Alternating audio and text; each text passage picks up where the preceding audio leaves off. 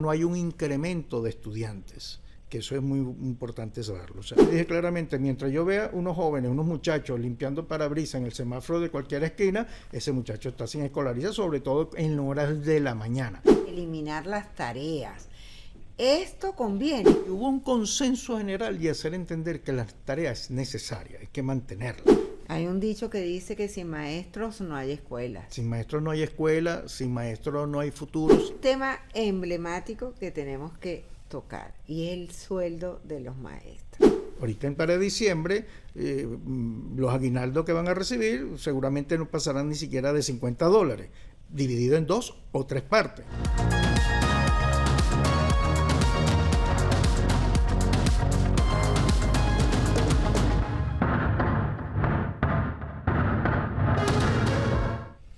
Hola, ¿qué tal? ¿Cómo están? ¿Cuáles son los retos de la educación? Este es el tema de nuestra mesa de análisis en Abriendo Puertas de esta semana.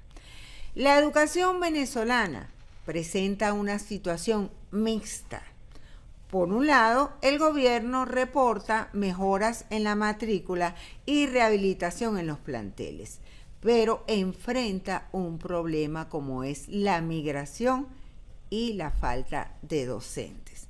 Para conocer cuál es la realidad, hemos invitado y vamos a compartir este rato con Fausto Romeo, director general de Consenso Educativo. Gracias por estar aquí. Gracias, Bienvenido. un placer estar en este prestigioso programa y que podamos disfrutar de esta conversación. Fausto, en la educación, el año escolar comenzó este año en septiembre, el año 2025-2026. ¿Cuál es la realidad ahorita, la realidad tanto de la educación pública como privada? Bueno, iniciamos con cierta dificultad a nivel de inscripción, tanto en el sector público como en el sector privado. El sector privado por un elemento muy particular que es lo económico. Los planteles privados hacen su propuesta de la cuota de escolaridad, la inscripción, todo lo que debe ser el conjunto de eso, y bueno, y muchos padres comenzaron a buscar alternativas. El sector público... Me paro allí. En los colegios privados hay un incremento cada año debido a la inflación, debido a la situación país.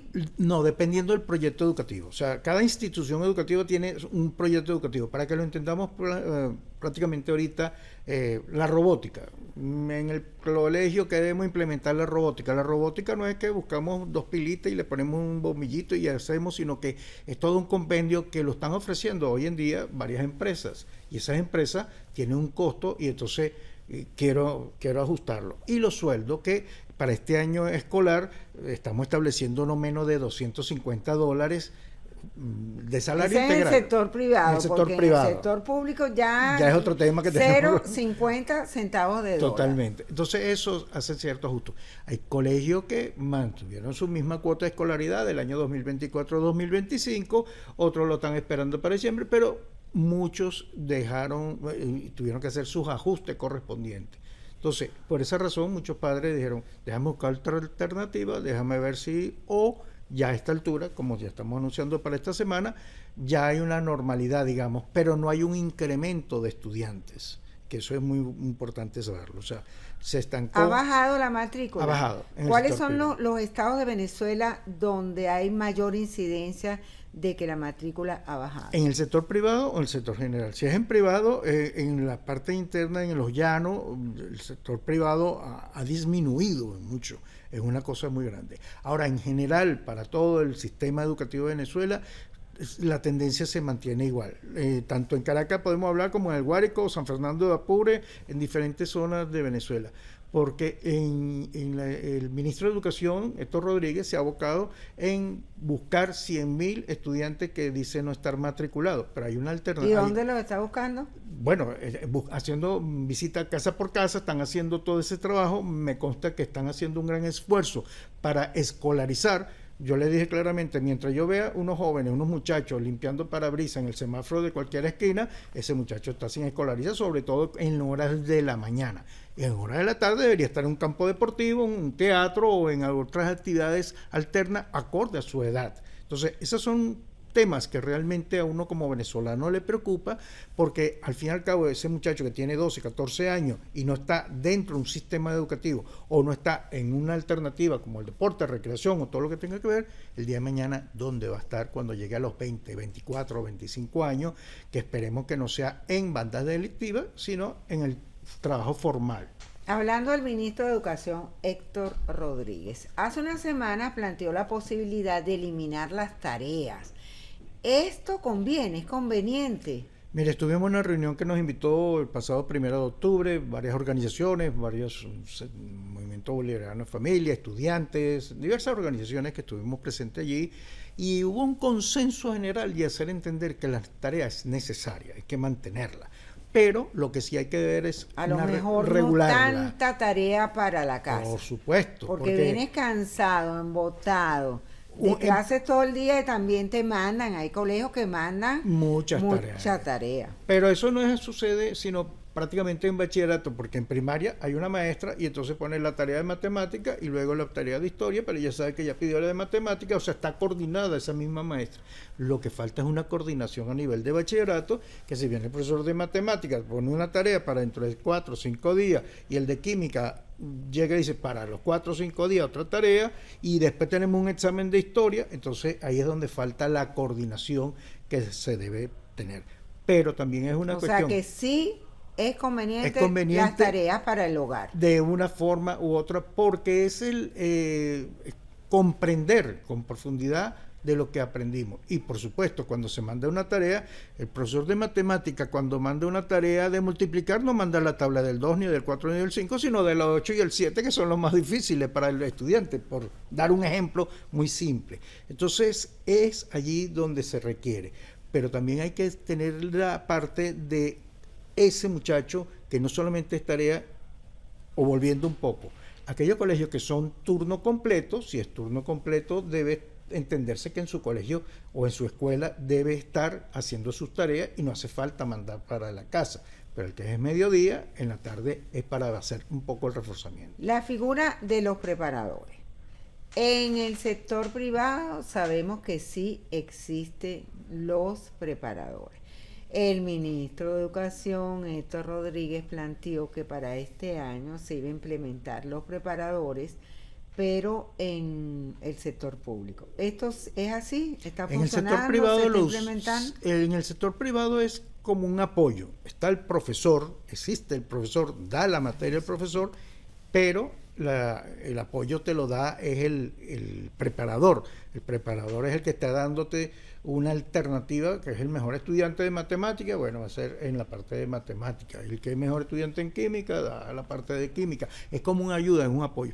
Mientras ¿Y a que esos la preparadores alternativa... se le está dando algo económico, algún inclusive incentivo? En la ley de educación existe la parte del apoyo que debe dar el artículo 12 de la ley de educación, que te habla en función de las pasantías. Entonces esas pasantías, las horas que tienes que computarte, te la computan por allí. En el sector público, el ministro hizo una propuesta de preparadores, pero era porque no tenían los maestros completos. Hoy en día él dice que sí, tiene completos los maestros, pero hace una división simple, 350,000 personas. ¿Sí tiene completo los maestros? Según su cuenta, 350,000 personas que cobran en el Ministerio de Educación en la categoría de docente, dividido por la cantidad de estudiantes, que son 20 estudiantes por aula en promedio, pero hay una realidad que él también dice, pero faltan profesores de física, de química, de matemática, o sea, de las ciencias realmente. Entonces, ese déficit lo quería cubrir de alguna manera con estos preparadores, pero hoy en día ya está claro que no puede ser el que va a sustituir el maestro, el profesor, es el profesor que debe estar allí para que el apoyo lo sea por medio del preparador. Fíjate, según un estudio de la OCAP, la población en edad escolar es de 10,5 millones de personas. No se conoce cuántos muchachos están fuera del país. Esa es una realidad que tenemos que tener. O sea, el Instituto Nacional de Estadística de Venezuela debe dar, y el censo en Venezuela fue reciente, o sea, no es que tenemos un censo desfasado, un censo que se realizó hace 2 o 3 años y que va planteando cifras en edad escolar, cuánto hay. También hay una realidad. El descenso de la tasa de natalidad en Venezuela ya no existen con la diáspora que salieron, 6, 7 millones de personas, 8 millones según organizaciones no gubernamentales extranjeras que dicen que salieron esto, bueno, son venezolanos que nos están aportando una tasa de natalidad para Venezuela y que de eso 1.500.000, 1.800.000 fueron estudiantes seguramente. Entonces, esa disminución, cuando la Católica habla de 10 millones, en un momento llegamos a tener 10 millones, pero por número de cédulas sabemos que somos más de 35 millones, pero esa no es la realidad que estamos en Venezuela. Y de cada 10 niños, 7, 3 no van a la escuela por razones económicas. Y que eso básicamente, es algo, y ahí eso es lo que está golpeando al sector educativo. Y eso es lo que nosotros debemos buscar, procurar todo. Tenemos que abocarnos a eso. O sea, es una realidad para que no dé un resultado lamentable dentro de 6, 7 años. O sea, cuando un estudiante, cuando un ser humano, un niño, deja de estar escolarizado, el problema no se circunscribe de que mañana o pasado mañana o que el domingo voy a jugar chapita sin permiso en la esquina de la casa, sin el permiso de mi mamá, sino que cuando llega a una cierta edad puede buscarse, las alternativas se le abren en muchos panoramas, lo malo y lo bueno. Hay un dicho que dice que sin maestros no hay escuela. Sin maestros no hay escuela, sin maestros no hay futuro, sin educación no hay desarrollo en cualquier país. Por lo tanto, creo que es el camino más elocuente que debemos involucrarnos. Y aprovecho esta parte que tú me estás dando, Margarita, donde hago un llamado al sector empresarial también, con Secomercio, con Industria, Fede Cámara, podemos participar. No es que cuando vayamos a darle una lata de pintura, un pote de pintura para que pinte, no, todo lo contrario. Ese futuro ingeniero que necesita esa gran industria que está allí en la cercanía de esa escuela, y que esos estudiantes viven por allí cerca, bueno, no esperemos a que pase todo lo que es el bachillerato, la universidad, y después vamos a esperar para se solicita ingeniero, porque a lo mejor la alternativa es ese joven irse del país, pero si tú lo tomas desde el bachillerato y le das posibilidad de trabajar, inclusive de manera remunerada, alternando sus estudios conjuntamente con el trabajo, no es que le voy a dedicar 40 horas semanales ni 20 horas, pero la alternativa que yo tengo ya es el enamoramiento que voy a tener allí. Vivo cerca, estudio cerca, trabajo cerca, voy avanzando y de esa manera los estudios, cuando culmino, sé que la empresa ya me conoce y la empresa ya conoce al joven, y ese es el donde tendríamos que tener ese foco de empleo que nosotros debemos tener. Hay un tema emblemático que tenemos que tocar y es el sueldo de los maestros. Muchos maestros están haciendo medio turno, por ejemplo en la mañana de 7 a 12, de 7 a 1, pero en la tarde van a otra escuela o un emprendimiento. Total. Porque el rebusque. Así es. El maestro está en modo rebusque. Nosotros vivimos una situación a nivel mundial que fue la pandemia en el año 2019, 2020 y 2021. Inclusive yo hablo del 21-22, son 3 años escolares que se vieron muchas dificultades a nivel del sector público. Sector público, los maestros, primero, la pandemia, y segundo, los sueldos. Y hoy en día sigue siendo el mismo sueldo, le han hecho algunos ajustes que estén allí de acuerdo a hace 3 años. No un incremento en el salario como tal, sino la política de bonos. Exactamente. Entonces, las ayudas que están recibiendo con esos bonos, ellos dicen, pero es que no me repercute no solamente en las prestaciones, sino que ni siquiera en los otros beneficios que reciben anualmente. Es decir, ahorita para diciembre, los aguinaldos que van a recibir seguramente no pasarán ni siquiera de $50, dividido en 2 o 3 partes. Entonces, es una dificultad que padecen nuestros maestros del sector público, en contraposición que el sector privado, que mantiene su 90, 95, cuidado si no el 100% de su plantilla profesoral, y que están recibiendo, que ni siquiera podríamos hablar, oye, qué bueno lo que se está pagando, pero mejora de alguna manera la situación ante una cesta básica alimentaria, que eso es lo que yo siempre procuro de darle a la gente del sector privado. Oye, si la cesta básica en tu ciudad está en 500, 550, bueno, tiene que ser al menos 2 sueldos en esa familia que perciba ese monto, y por esa razón hablamos entre esa cifra de $200, $250, y hay muchos colegios que pagan muchísimo más también. Pero fíjate, eso lo tenemos claro. investigando, y el sueldo promedio en Latinoamérica de un maestro es de $800 mensuales. Claro, sí, y pasa en muchos otros países de Latinoamérica que posiblemente lleguen a los 2.000 y tantos dólares. Ecuador es uno de ellos. Aquí hubo una época que muchos maestros, profesores de Venezuela se marcharon a Ecuador porque las remuneraciones eran muy atractivas. Y ahora se están regresando. Y ahora están regresando por un sistema, por una situación precisamente de eso no aceptar la diáspora que se han ido a tantos de estos países. Pero hay una realidad también. Cuando hablamos de $800, ¿cuántos impuestos sobre la renta declaran? ¿Cuánto pagas de alquiler? ¿Cuánto pagas de luz, de servicios básicos? Aquí en Venezuela, la casa estamos pagando de luz un monto muy irrisorio. Bueno, pero esos $800 que están pagando en otros países de Latinoamérica, hay una realidad que sí se cubre y sí se requiere y que también da una parte para su recreación.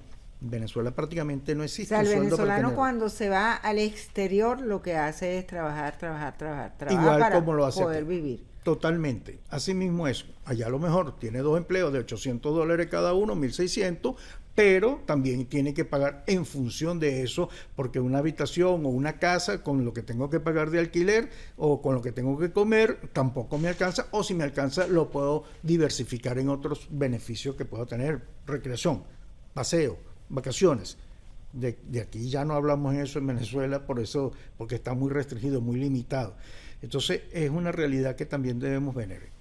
Retornando a nosotros a Venezuela, el sector público es un llamado que yo creo a la conciencia, al ente gubernamental, al Ministerio de Educación y todo lo que conlleva para esto, para que se les sincere ese contrato colectivo que está vencido desde hace 3 años. Hay que realizar. Pero ustedes han conversado con las autoridades. Hemos conversado. Han conversado con el ministro Héctor Rodríguez. Y cuando ustedes van a esas reuniones, que entiendo que en los últimos tiempos han tenido varias reuniones, ¿qué le plantean?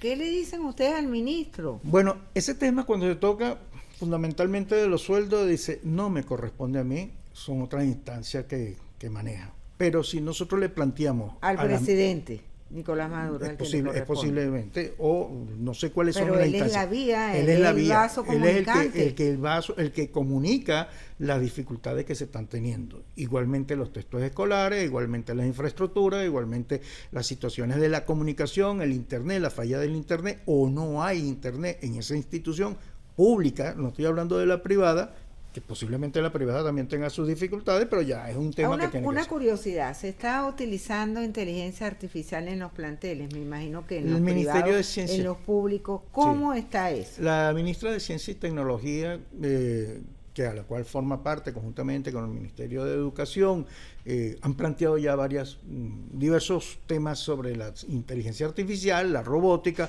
Venezuela siempre haciendo alarde de un primero, segundo, tercer puesto a nivel mundial, a nivel internacional. Ha participado en eventos internacionales y ha quedado en muy buen lugar. Tanto público como privado. Eso es lo que me sorprende, que no es el privado solamente el que lleva la batuta de que hemos ido a actividades de la robótica y se ha ganado. Cuando aquí hablamos de las Olimpiadas Recreativas de la Matemática o las Olimpiadas Recreativas de la Lengua, allí participa sector público y sector privado. Y ahí es donde nosotros se ven resultados, verdaderos resultados.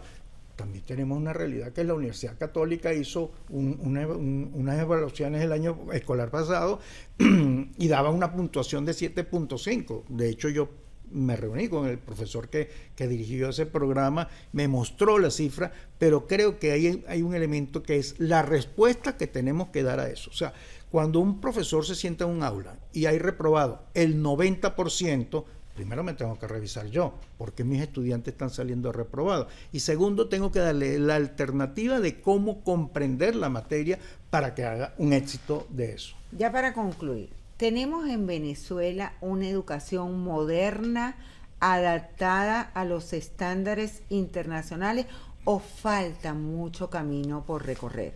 Sí, con mi criterio falta camino por recorrer, evaluado a los estándares de la UNESCO. Me baso a eso. O sea, la alternativa de unos verdaderos textos que se han discutido, textos escolares que se han discutido en una mesa amplia, que no nos aboquemos nada más en el sector público con las ediciones de con la colección bolivariana y en el sector privado entonces con las 6, 7, 8 editoriales que aún quedan en Venezuela, porque de 30 y tantas editoriales que habían, bueno, se han ido reduciendo. Entonces, eso es una de los primeros puntos. Segundo, cuando hablamos de inteligencia artificial y tenemos primeros lugares y de la robótica, primeros lugares, pero es que lo importante es que en San Fernando de Atabapo, por allá en el Amazonas, tengamos también respuesta de eso. No solamente nos quedemos con Valencia, Maracaibo, Caracas, o sea, las grandes ciudades que puedan dar respuesta. Que llegue a todo el país. Que llegue a todo el país. Y la mejor socialización que se habla de acuerdo a esto debe ser la educación. La educación debe permanecer para todos, respetando la Constitución de la educación privada, tal como lo establece en 102 y 104 constitucional, pero debe tener también como el 102 que habla de la educación como una garantía para todos, como los derechos fundamentales, como es la alimentación, como es la vivienda, la educación y la salud. Fausto, muchísimas gracias por estar aquí, por acompañarnos en este podcast en YouTube, en Noticias Venevisión, con los temas que afectan e interesan al venezolano común. A ustedes, amigos, la invitación es para que nos sigan siempre, todos los jueves a las 7 de la noche. Abriendo Puertas, Mesa Análisis.